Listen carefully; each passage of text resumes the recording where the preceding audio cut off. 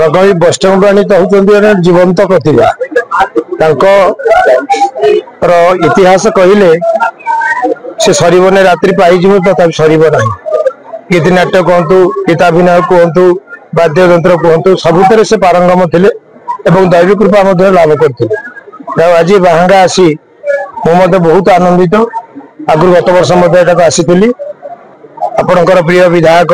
शारदा प्रसाद प्रधान महोदय से सब आमको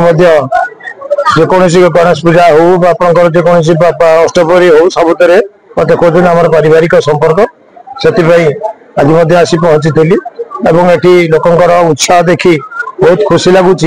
जे आज भी सुधा ये पौराणिक कथा ये लोक मैंने आदर करिनय किंतु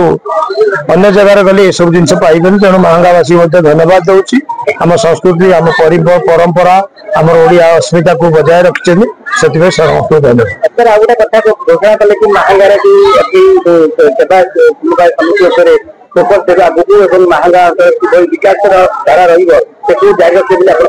निश्चिंत भाव मो विभाग